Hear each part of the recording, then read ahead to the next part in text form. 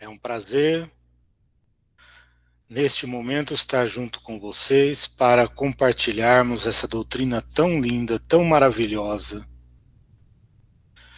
que através do Consolador prometido, o Cristo nos entrega para auxiliar a todos nós em nossa caminhada rumo ao progresso, rumo ao crescimento, rumo à angelitude.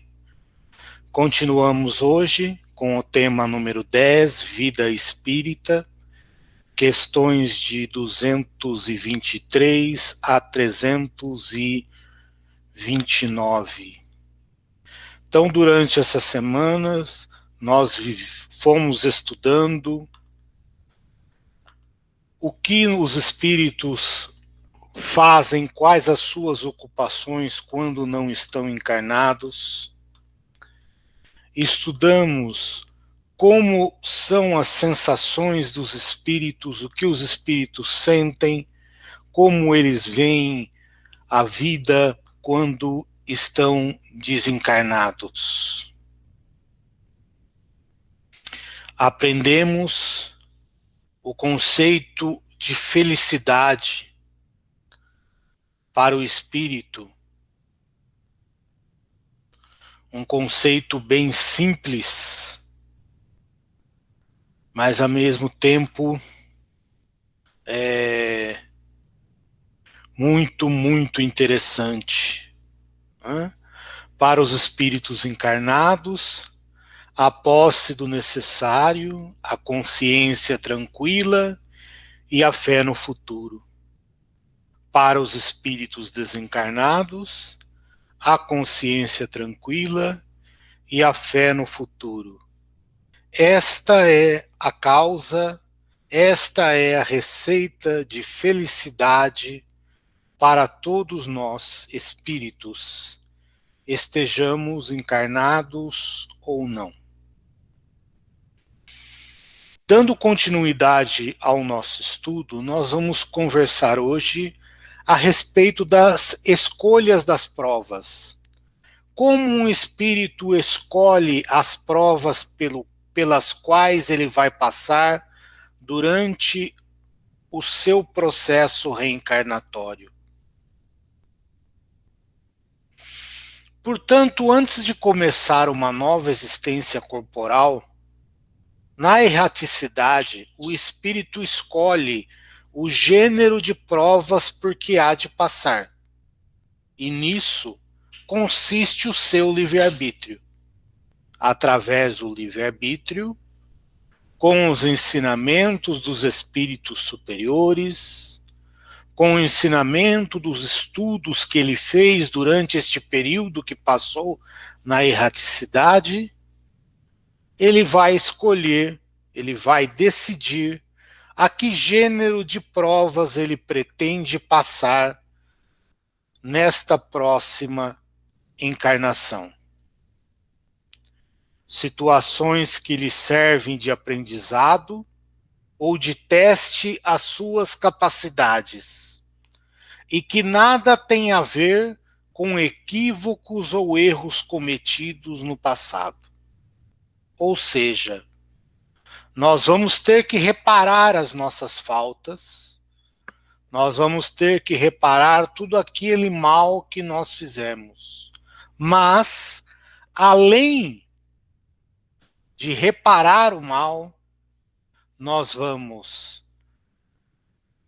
passar por testes para sabermos se aquilo que nós estudamos, nós realmente aprendemos e agora sabemos executar.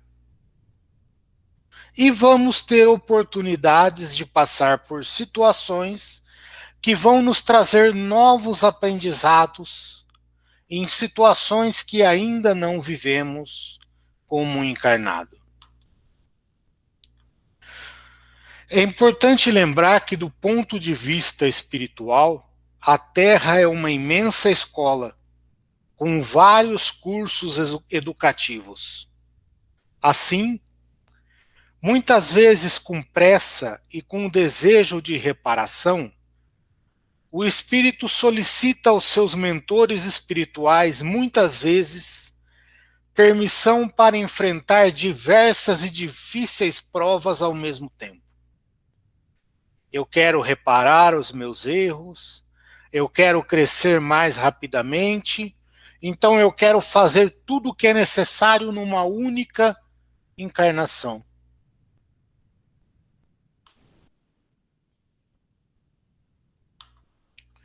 Nessas ocasiões, os nossos guias, eles contêm a nossa ansiedade e nos aconselham, nos orientam, para que essas provas se deem em menor escala, a fim de evitar o fracasso, que provavelmente adviria se o pedido fosse atendido integralmente. É melhor nós virmos com uma tarefa a cumprir de cada vez, em cada encarnação, e conseguimos retornar ao mundo espiritual com essa tarefa cumprida, do que tentarmos abraçar o mundo de uma única vez, falirmos, fracassarmos e perdermos a nossa oportunidade, ou perder a nossa experiência reencarnatória, porque tentamos carregar o mundo com os nossos ombros e nós ainda não temos força para tudo isso. Então, os espíritos encarregados de nos aconselhar estão sempre preparados. Olha, vai com calma, não é assim. Não tenta fazer tudo de uma vez, que você não vai conseguir fazer nada. Porém, quando um espírito é simples e ignorante, está nas suas primeiras reencarnações, que ele não tem experiência, Deus supre a sua inexperiência, traçando-lhe o caminho a seguir, como fazemos com uma criancinha. Deus, através dos espíritos superiores, prepara o plano reencarnatório para esse espírito que ainda não tem condições de decidir sozinho.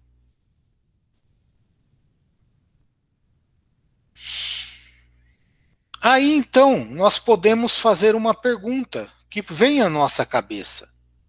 Se o espírito escolhe o gênero das provas que deve sofrer, se eu escolhi o que eu quero passar na minha próxima reencarnação, todas as tribulações da vida foram previstas e escolhidas por nós?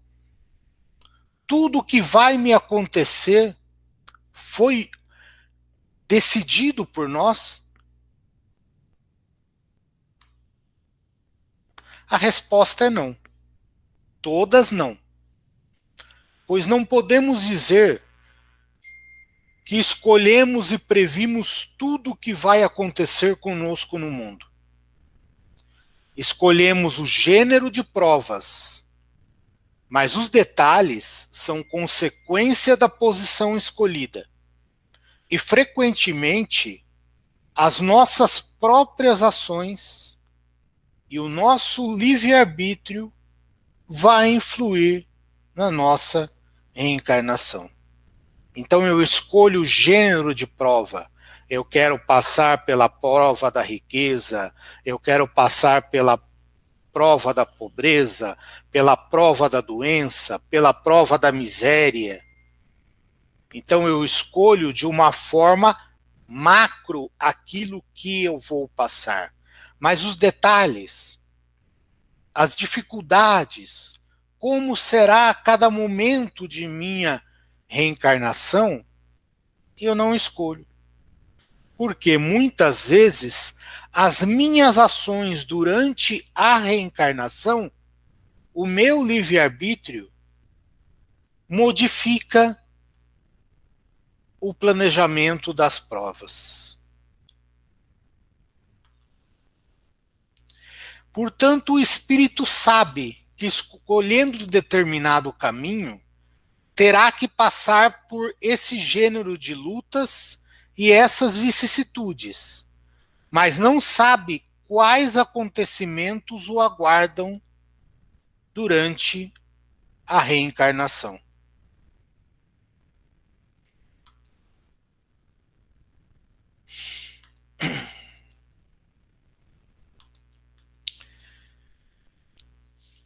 Muito bem.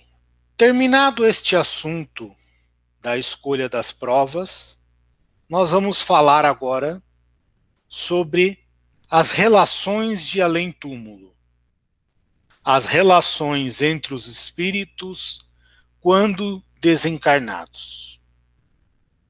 Encarnados, nossa primeira convivência é estabelecida pela consanguinidade. Na família em que escolhemos para reencarnar. Na formação das famílias, como nós já estudamos em domingos anteriores, antes do reencarne, os componentes da família se reúnem e planejam cada passo da reencarnação. Porém, com relação ao espírito, as relações de além-túmulo, elas estão apenas relacionadas à afinidade. No mundo espiritual, a afinidade é determinante das relações. Há uma atração natural entre os espíritos simpáticos. Atração ou repulsa estabelecida pela condição moral, que vai fazer com que os iguais naturalmente se atraiam e formem os grupos. Então, no mundo espiritual, as relações de afinidade estão ligadas, são determinadas pela atração e pela repulsa estabelecida pela condição moral. Eu vou estar junto com aqueles espíritos que pensam da mesma forma que eu, que agem da mesma forma que eu, que têm os mesmos gostos, que têm a mesma condição moral, independente se para o bem ou se para o mal.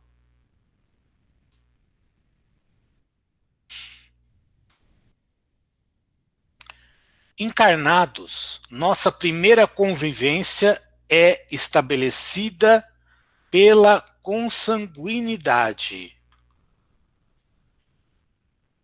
Muitas vezes, nós vamos encarnar em famílias onde há espíritos que são nossos desafetos, exatamente para que nós possamos juntos tentar aparar as nossas arestas.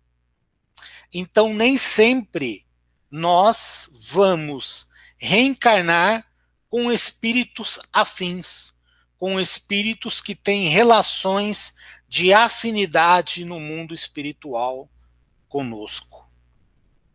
Os espíritos, eles mantêm afeições particulares. Porém, à medida que vão progredindo, o fato de uma afeição particular existir não impede que ele continue realizando seus trabalhos, amando todos aqueles que Deus coloca em seu caminho. O nosso objetivo como irmãos em Deus é nos relacionarmos com todos os filhos de Deus. Então, nós devemos amar todos aqueles que Deus coloca em nosso caminho. Portanto, existem afeições particulares, decorrentes de conhecimentos anteriores, do mesmo modo que continua a existir o ressentimento e até o ódio.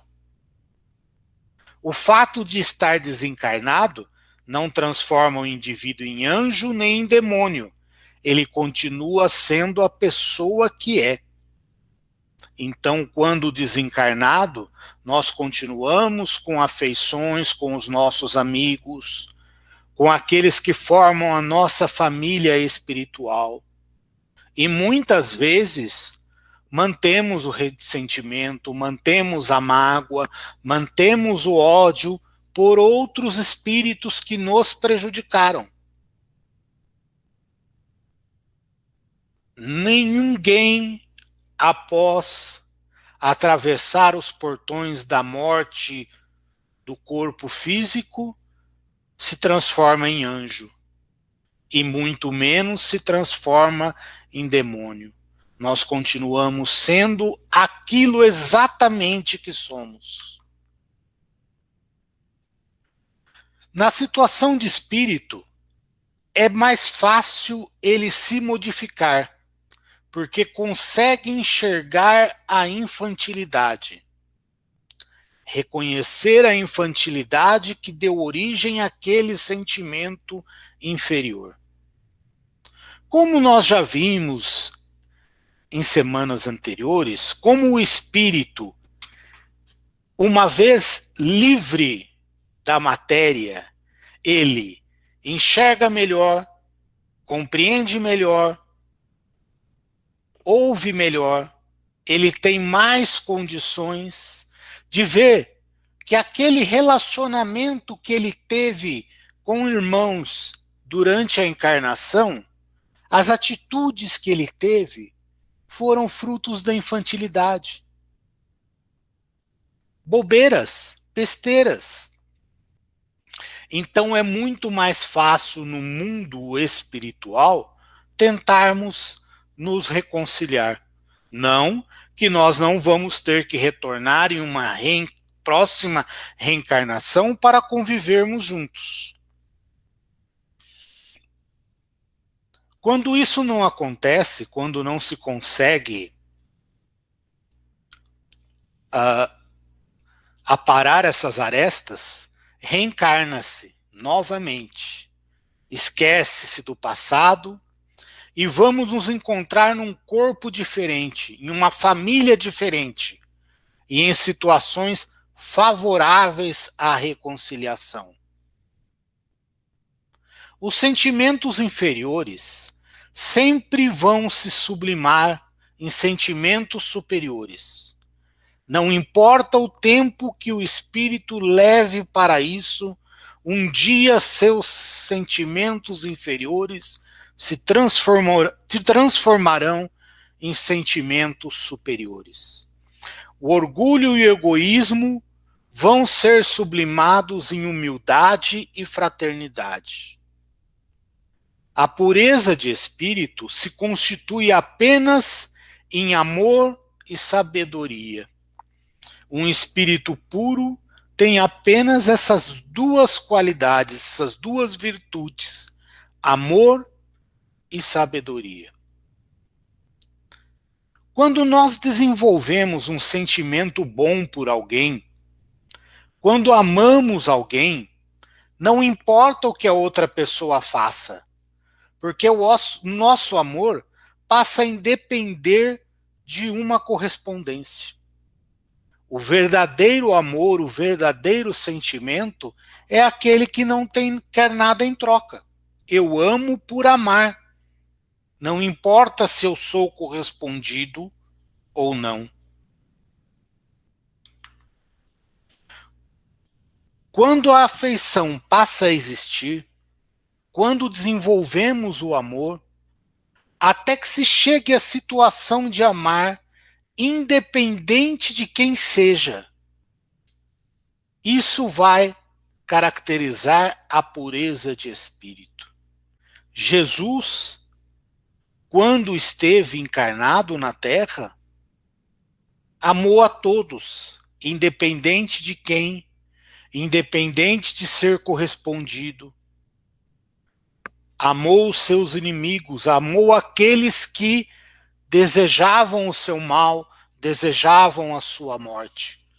Aí está a pureza de espírito.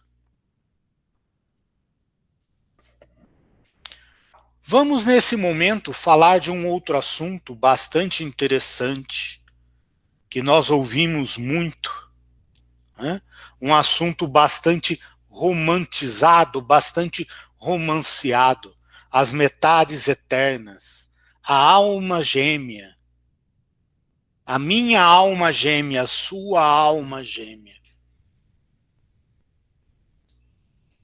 Sinto muito dizer-lhes, mas alma gêmea não existe. A união eterna entre duas almas seria pouco para justificar o esforço de termos que aprender a gostar de tantos. Para que nós iríamos passar encarnações e encarnações, às vezes 100 encarnações, 200 encarnações, 1 milhão de encarnações, passando por todas as tribulações, todas as provas que nós passamos, se o nosso objetivo fosse gostar de uma única pessoa? Não tem lógica. É bom sentirmos amados. É bom termos a certeza que existe nosso anjo da guarda, que nos ama muito, a ponto de se responsabilizar perante Deus pela nossa instrução e colaboração no nosso progresso, nos apoiando diretamente. É bom termos aqueles que nos amam, é bom amarmos as pessoas de uma forma especial. Mas é importante sabermos que todos nós temos esses vínculos. Todos nós temos pessoas que nos amam, como nós também amamos muitas pessoas. Mas imaginar que todo esse esforço é para que um dia, em se encontrando, vivendo a plenitude do amor, tudo mais deixaria de ter sentido, isso não está nos planos de Deus.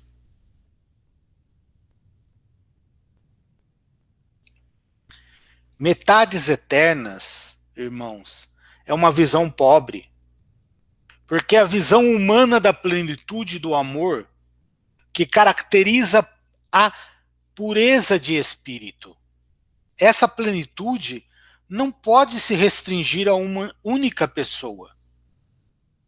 Deus é único, e essa unidade se reflete nas faculdades do espírito, na individualidade. Nós vamos nos amarmos como irmãos, nós todos filhos de Deus, nós todos nos completaremos. Não há razão para vivermos em função de uma única pessoa.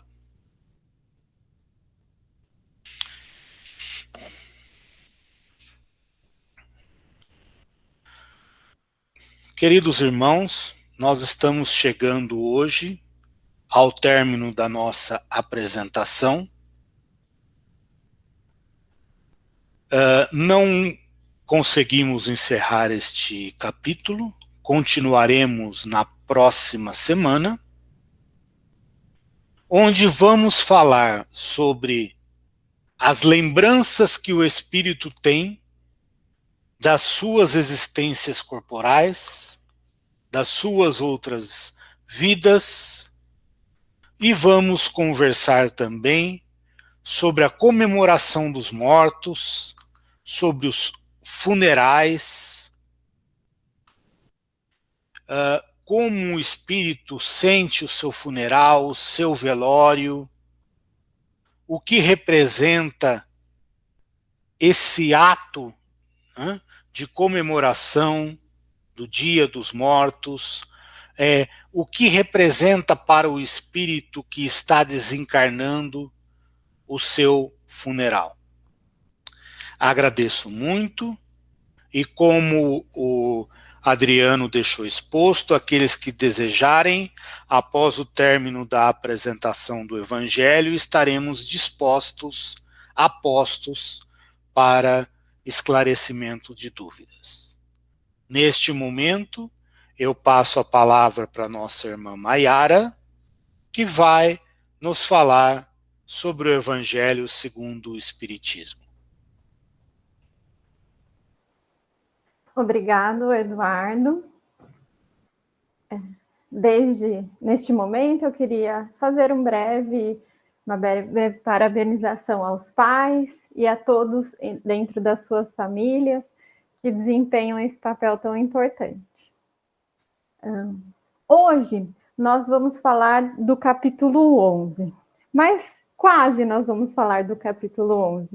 Eu gostaria de fazer uma proposta diferente, ou começar de um núcleo diferente a falar deste capítulo, e já adianto que no próximo domingo nós ainda estaremos com ele. O capítulo 11 fala sobre o amar o próximo como a si mesmo. Quem quiser acompanhar os slides, nós temos em outra janela, tudo bem? Então, eu gostaria de começar esse assunto por um outro prisma, pelo final da frase, que é o amar a si mesmo, como a si mesmo. E é disso que nós vamos conversar no dia de hoje. De início, eu já esclareço que eu não pretendo esgotar esse assunto. Ele é um assunto muito profundo, muito rico, do qual merece muita nossa atenção. E apesar de parecer, né, um pouco egótico, começar falando do amor ao próximo a partir de si mesmo, eu gostaria de trazer uma nova proposta. Não uma proposta vaidosa e de superficialidade, baseada nos conceitos terrenos, né, materialistas. E eu gostaria de trazer este conceito do ponto de vista da espiritualidade, do ponto de vista do Pai para conosco, que quando ele afirma que nós somos o sal da terra e a luz do mundo. Quando nós falamos do auto-amor, ele funciona como uma estratégia. Não o egótico, a pessoa que é egoísta, ele não gosta de si ou do outro de forma verdadeira e profunda. Ele gosta da construção de si que ele fez nessa terra, e ele ama as pessoas a partir do que elas podem trazer para si, em forma de benefício, ou até o momento em que ela atende as suas necessidades e paixões. Então, quando nós falamos do amor ao próximo e o amor a si mesmo, desse ponto de vista material e terreno, ele vem construído em todos esses conceitos efêmeros, passageiros. E a Joana de Ângeles, principalmente, que abordou esse tema de forma brilhante, né? Ela traz esse auto-amor como estratégia para eu conseguir cultivar dentro de mim as necessidades e virtudes, né, de acordo do Evangelho, de acordo com os preceitos do Pai, para que aí sim eu consiga estender para o próximo essa construção de amor. Então, ela apresenta o auto-amor como uma necessidade, né, para que eu consiga construir essas aptidões que estão germinadas dentro de mim. Então, todos nós viemos a este mundo, reencarnamos e fomos criados por Deus com os germes, com as sementes dentro de nós. E aí as encarnações e as experiências vêm para que essas sementes, esses germes, sejam cultivados e floresçam e cresçam. Então, neste momento evolutivo, né, de acordo com o nosso estágio evolutivo, que nós temos dificuldade de conceber o amor de Deus na sua plenitude, esse amor a si vem como essa alavanca fundamental para que eu consiga entender e conquistar essas virtudes e esses tesouros que Deus nos solicita através do Evangelho e através dos seus valores. Assim, eu nós podemos ler que o auto-amor é um pré-requisito do amor ao próximo. Então, nós podemos pensar assim, se eu não me amo, se eu não tenho conceitos de amor sobre mim mesmo, como eu estendo isso ao próximo? E ainda mais, nós veremos mais para frente, né, o próximo capítulo, que é o 12, que pede para a gente amar os inimigos. Então, se eu não consigo conceber amor em relação a mim mesmo, como eu amo o próximo e sequer como eu amo o meu inimigo. Então, sem nos aperfeiçoarmos, sequer teremos ideia do que realmente é necessário para fazer em benefício dos outros. Então, baseado neste conceito, que nós vamos construir uma base em relação a que nós vamos conversar no próximo domingo e no seguinte, em relação a esse amor externo, né, que nasce de mim e eu consigo estender aos outros. Então, eu construí um raciocínio baseado num passo a passo para ajudar nós a trazermos luz sobre essa questão do auto-amor. Então, o primeiro passo para eu examinar o auto-amor e perceber se eu tenho ele realmente para lá comigo é a questão do autoconhecimento. Então, amar a si é um processo que demanda completo conhecimento, desde os defeitos até as virtudes, com total clareza e sinceridade. Então, o primeiro passo para o amor a si é eu me escanear internamente.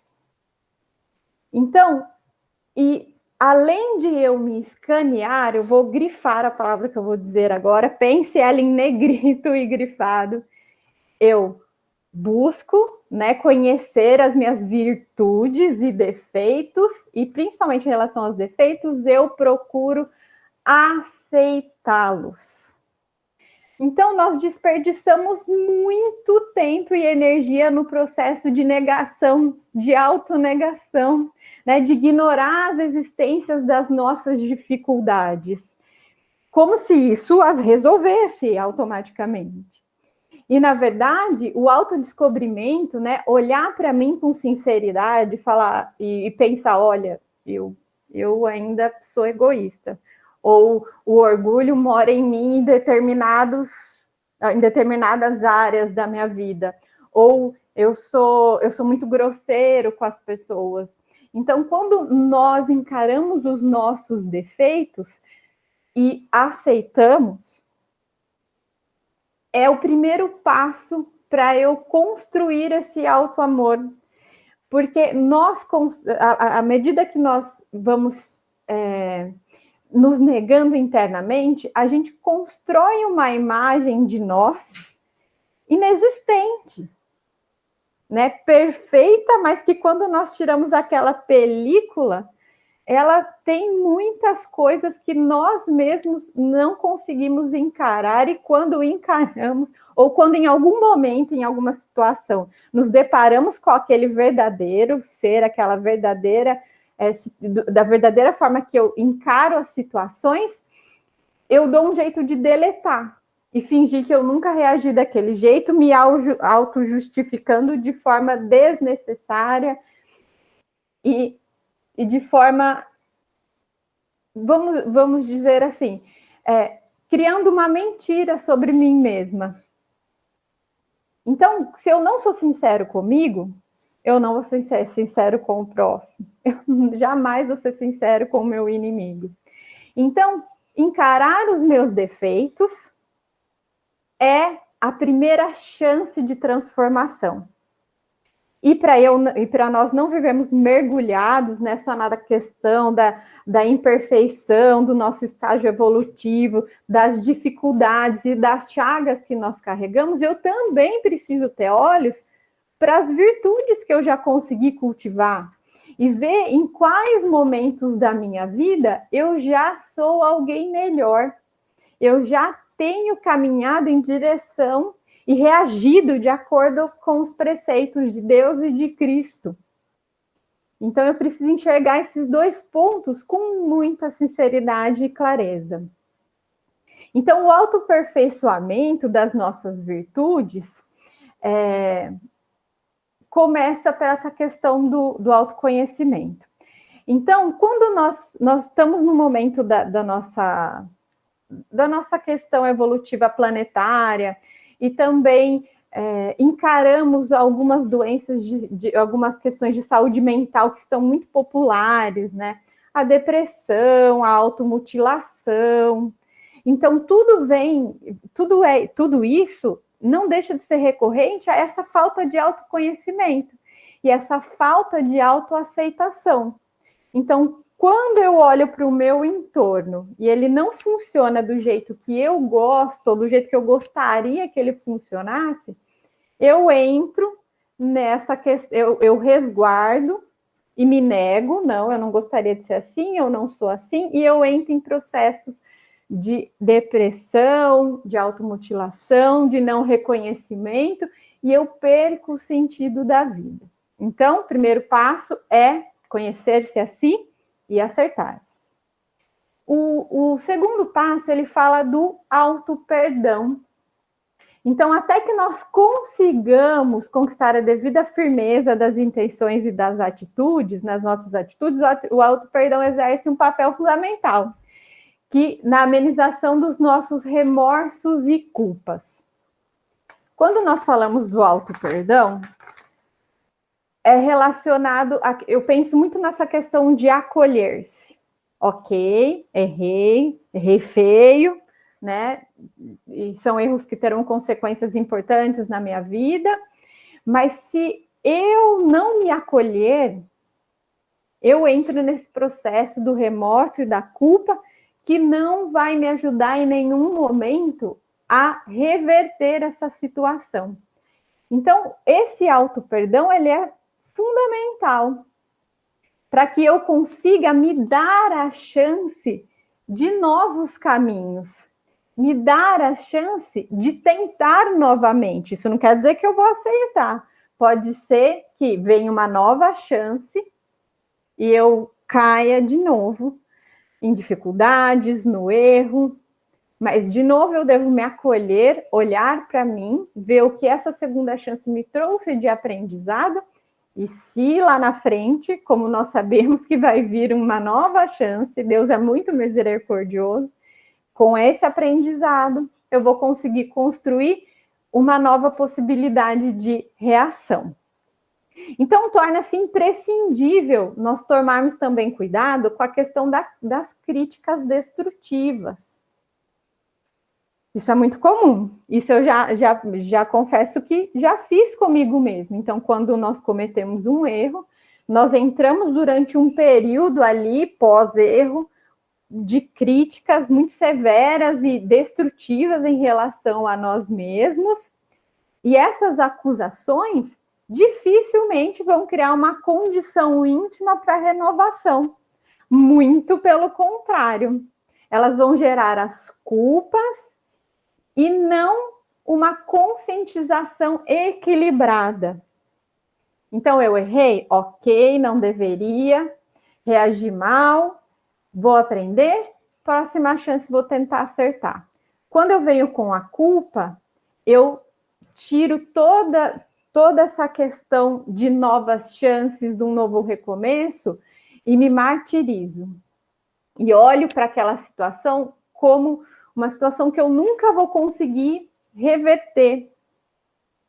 E isso, para a nossa vida e para o nosso processo evolutivo, é muito ruim. Porque se eu continuar nesse ciclo de sempre que eu errar, eu me depreciar e eu nunca achar que eu sou possível de reconstrução, eu vou ter que reencarnar muito mais vezes para assim eu ver que existe a possibilidade de construir um novo começo. E esquecer do fim, né? Daquele erro que me trouxe muitas dificuldades. Então, troquemos a culpa, né? A culpa que martiriza, que nos causa uma paralisação e coloquemos a palavra responsabilidade no lugar dela. Então, nós não estamos dizendo de eu me alienar, né? De nós nos alienarmos do erro, muito pelo contrário.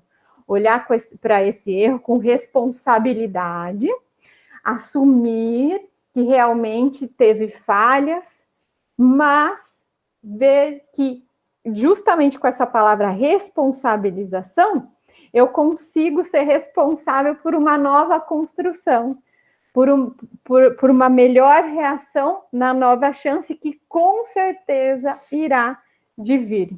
Então, tudo que a gente estudou nos capítulos anteriores, nos domingos anteriores, em relação às bem-aventuranças, que solicita que nós sejamos e desenvolvamos as virtudes de ser misericordioso, brando, doce, benevolente com o próximo, eu preciso separar comigo mesmo. Eu preciso experimentar o quão é importante eu ser doce comigo mesmo, eu ser benevolente, eu ser branda comigo mesmo, e assim eu consigo estender para o próximo. Então, tudo que eu aprender a fazer por um próximo, eu preciso olhar e estender isso em relação ao auto-amor. E aí, desses 3 passos que nós vimos em relação o auto-amor, como construí-lo, ou como observá-lo, ou como fazer uma recapitulação dele na nossa vida, se eu já me entender como eu consigo ter um amor próprio, tem essa questão da autoconsideração. Então, indivíduos que não se valorizam criam um campo magnético de energias negativas e são mantidas por pensamentos habituais de autodesvalorização. Então, quando eu erro, ou quando eu tive muitas dificuldades, o que toda vez que uma prova me é apresentada, eu tenho chances de cair, não cumprir adequadamente, ou quando eu construo uma visão daquela situação que seja fantasiosa, e aquilo sai totalmente em desacordo do que eu imaginava que isso poderia acontecer, eu crio essa situação de autodesvalorização, quando eu estou me consumindo por culpa. E aí, a partir daí, eu olho para mim sempre com uma depreciação. Ah, não consigo lidar com as situações, eu sou uma pessoa grosseira mesmo, eu vivo magoando as pessoas. Ou um ponto importante que nós possamos pensar aqui é em relação à questão da construção infantilizada que nós temos de nós mesmos e a cultura do sucesso que nós vivemos. Essa cultura do sucesso que nós vivemos, que eu só sou alguém que a sociedade deve respeitar se eu tenho uma exponência social, se eu tenho determinada categoria social que eu tenho bens, ou que eu tenho determinada... se eu estou dentro dos padrões de beleza. Então, quando eu estou fora disso e eu não consigo conceber a criação do pai, essa importância de sermos diferentes um do outro, eu crio essa autodesvalorização. Quando eu pauto os valores meus e os valores do próximo em relação a essas construções terrenas. Então, a questão da autodesvalorização, ela é um desserviço. Quando eu olho para mim de forma depreciativa e crio todo esse campo energético, eu estou criando um desserviço para mim mesmo. E isso não quer dizer que as pessoas vão olhar com compaixão para mim. Muito pelo contrário.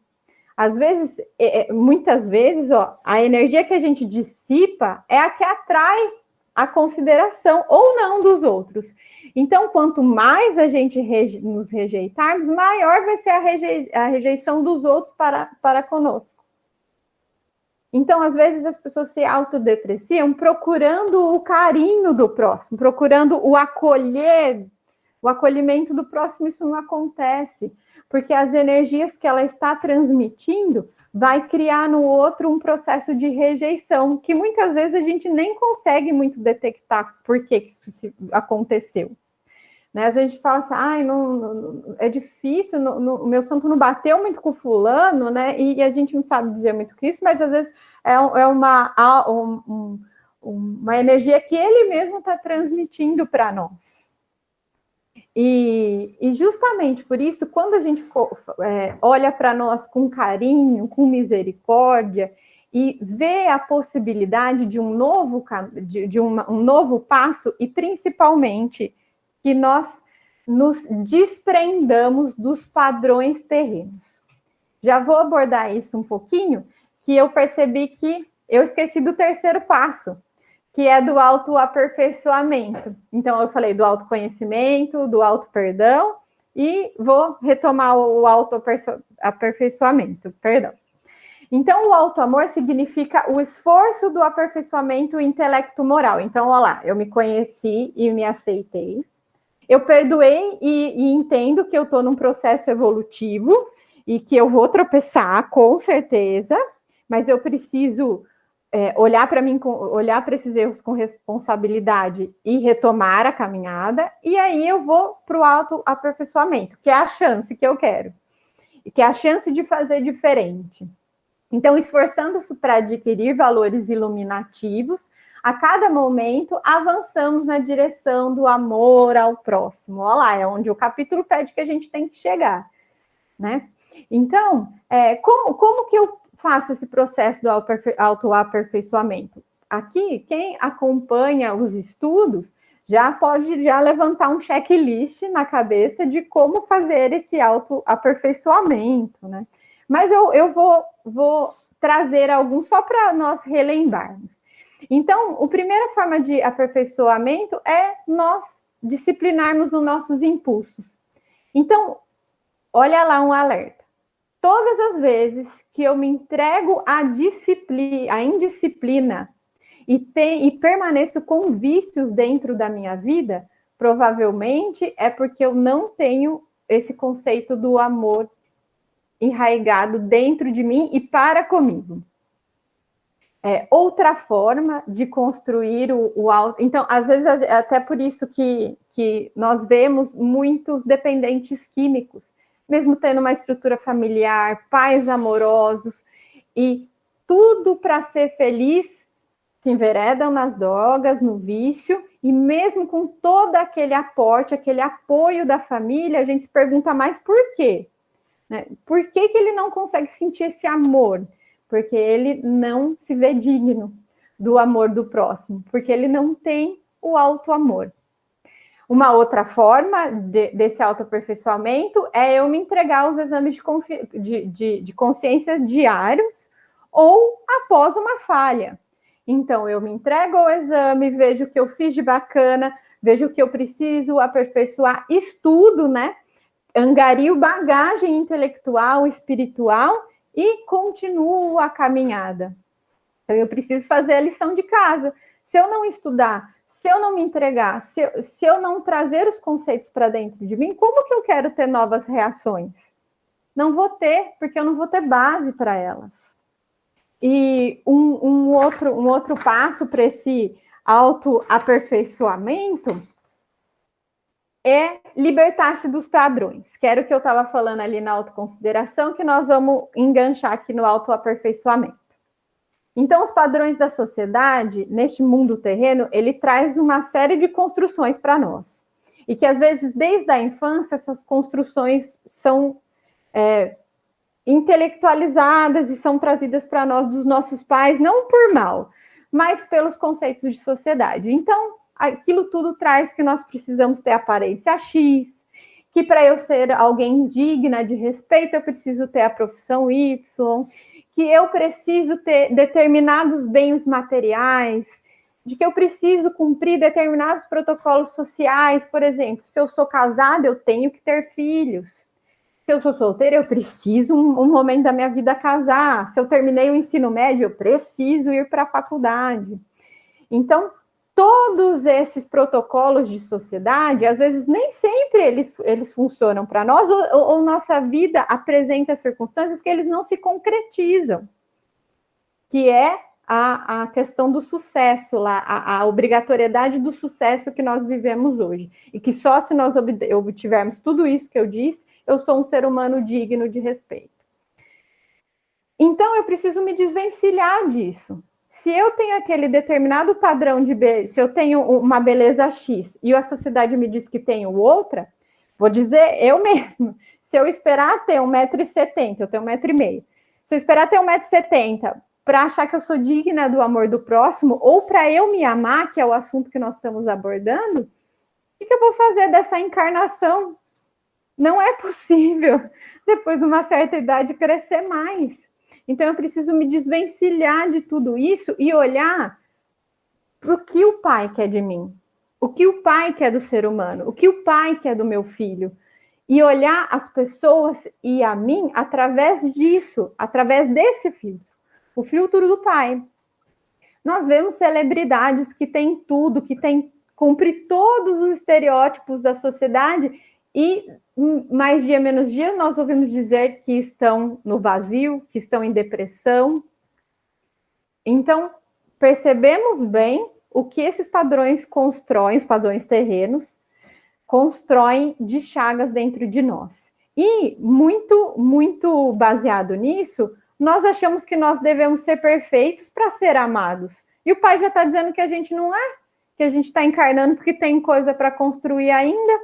Então, se eu acho que eu tenho que ser perfeito para ser amado, eu me distancio desse amor do Pai que está próximo a mim em todo momento, e eu olho para o outro com um crivo muito cruel, achando que ele também deve ser perfeito para que ele receba o meu amor. Então, olha essa roda de samsara a qual nós nos colocamos com os padrões terrenos, que só atrasa o nosso processo evolutivo. Atrasa. Nunca ele vai parar. Uma hora ele acontece e nós estamos vivendo um período que ele está acontecendo, quer nós queiramos ou não. Ok, nós fizemos o checklist, entendemos nossas dificuldades, entendemos o que devemos fazer. Então, nós vamos para essa questão de responsabilizar-se, que é o que a gente já falou, e agir. Então, nós precisamos lembrar a todo momento que nós somos herdeiros de si. E se nós quisermos ser felizes durante a nossa estada terrena, precisamos abrir mão dessa infantilidade espiritual, de dizer, Deus não me colocou numa família abastada, Deus não me fez dentro dos padrões da sociedade, Deus não me fez dentro da beleza da sociedade, então eu vou me renegar, então eu vou entrar num processo depressivo, porque eu não tenho responsabilidade sobre isso, Deus está me castigando. Como assim? Que infantilidade é essa? Deus nos dá todas as ferramentas para sair dessa infantilidade e dessa construção de nós mesmos fantasiosas. Então, Joana de Ângeles nos traz uma fala que simplifica tudo. Ela fala que aquele que se entrega à autocompaixão nunca se satisfaz com o que tem. Então, eu não consigo enxergar as bênçãos do Pai e o carinho do outro para comigo. Eu não consigo. Com o que é e com os valores que dispõe a movimentar. E não vejo as minhas potencialidades. E não vejo alternativas para as dificuldades. E não raro encontra-se mais bem aquinhoado do que a maioria das pessoas do seu grupo social. No entanto, reclama e convence-se da desdita que imagina, encarcerando-se no sofrimento e esterilizando o mal à sua volta. Então, eu preciso olhar para mim com os olhos do Pai. Eu sou o sal da terra, eu sou a luz do mundo, eu tenho todas as chances de me transformar enquanto meu ser. E eu preciso ser perfeito para o Pai me amar? Não. Ele me diz, venha como estás, que eu te farei um vaso novo. Então, vamos pensar nesse amor. O que ainda nós julgamos para conosco mesmo? Quais as culpas que nós carregamos? Tem as questões dos traumas, é lógico. Mas quando eu olho os traumas, às vezes constroem algumas reações das nossas vidas. Mas em relação... O problema não é o trauma, é o que eu faço com ele. Se eu transformo ele em sofrimento ou em aprendizado. Se eu estou em dificuldade e só vejo ele como sofrimento, eu preciso de ajuda para ressignificá-lo. Vamos ressignificar as coisas das nossas vidas? É essa a minha mensagem. O que você precisa, o que eu preciso, o que nós precisamos ressignificar enquanto conjunto para vermos a nossa caminhada de forma diferente, para conseguirmos aplicar o que o Pai nos pede, para alavancar esse amor que é a resolução de todas as nossas dificuldades. E assim, eu gostaria de terminar com dois conteúdos adicionais, que é o livro O Ser Consciente, da Joana de Ângeles, que explora essa questão do amor, amar a si, do auto-amor, de forma muito mais completa do que eu tentei fazer hoje. E cada vez que você se sentir culpado ou que não conseguir ver as suas potências, tem uma música que chama Maior. Procure no YouTube, ela é do Milton Nascimento, com o Black, e ela é esse aconchego, é o acolher-se para nós nos reenergizarmos, para continuar a caminhada com coragem. E aí, no próximo encontro, nós vamos falar dessa questão do amor ao próximo e abordar um pouco mais a fundo aí o Evangelho. Agradeço e convido um dos nossos companheiros a fazer a primeira finalização, lembrando que nós temos o espaço para as discussões. Obrigada.